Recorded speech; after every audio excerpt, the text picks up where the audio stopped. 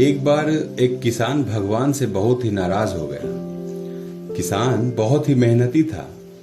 बहुत मेहनत से वह खेतों में अनाज उगाता, उसकी देखभाल करता, पर अक्सर उसकी फसल खराब हो जाती। कभी सूखा पड़ जाता तो कभी बाढ़ आ जाती, कभी तेज धूप, कभी आंधी, कोई ना कोई कारण बन ही जाता कि उसकी फसल खराब हो जाती। एक दिन उस किसान ने गुस्से में आकाश की ओर देखकर भगवान से कहा, हे ईश्वर, आपको लोग सर्वज्ञाता मानते हैं, कहते हैं कि आपकी इच्छा के बिना एक पत्ता भी नहीं हिलता, पर मुझे तो लगता है कि आप छोटी सी छोटी बात भी नहीं जानते। आपको तो ये भी नहीं पता कि खेती बाड़ी कैसे करते हैं। अगर आप जानते होते तो हर समय जो बाढ़, आंधी, तूफान आते हैं वो कभी नहीं आते। आप नहीं जानते कि कितना नुकसान उठाना पड़ता है हम किसानों को।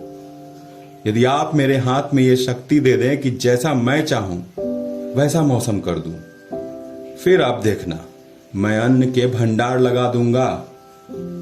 भगवान इस किसान के तीखे वाक्य सुनकर मुस्कुरा रहे थे।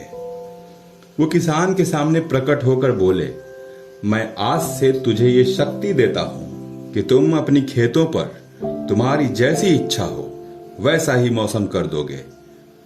मैं बिल्कुल भी दखल नहीं दूंगा, तुम्हारी इच्छा से ही सब कुछ होगा।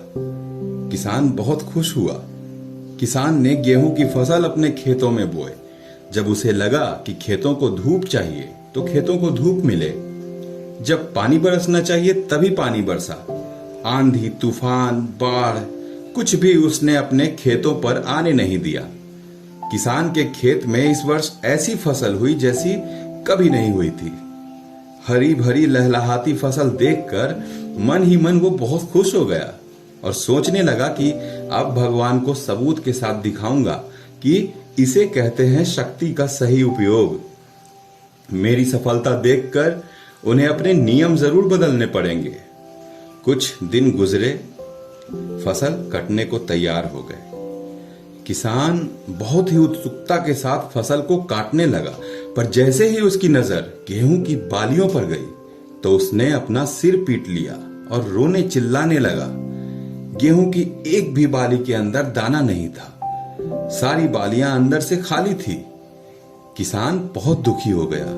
उसने भगवान को रोते हुए फिर पुकारा, हे प्रभु, तुमने ये मेरे साथ क्या किया? क्या तुमने मुझे कोई सजा दी है?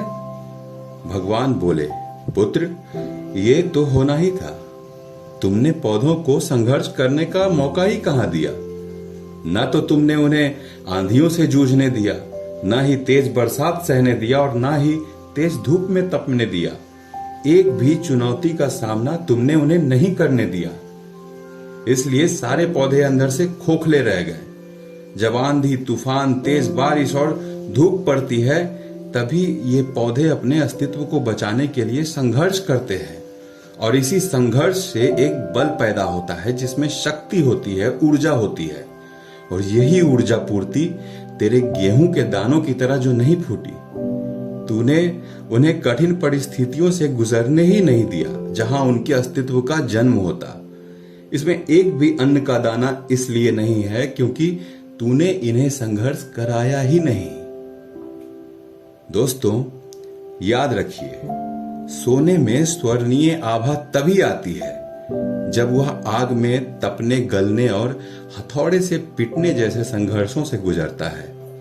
कोयले का टुकड़ा हीरा तभी बनता है जब वो उच्च दाब और उच्च ताप की मुश्किल परिस्थितियों से गुजरता है। इसी तरह यदि हमारे जीवन में कोई संघर्ष ही ना हो, कोई चुनौती ही ना हो, तो हम भी गेहूं की बालियों की तरह खोखले रह जाएंगे। कोई अस्तित्व नहीं होगा हमारा। किसी ने कितना सही कहा है, जिंदगी जीना आसान नहीं होता। बिना संघर्ष के कोई महान नहीं होता। जब तक ना पड़े हथौड़े की चोट तब तक पत्थर भी भगवान नहीं होता। इस वीडियो को पूरा देखने के लिए आप सबका बहुत बहुत धन्यवाद दोस्तों। आप सबका दिन शुभ हो।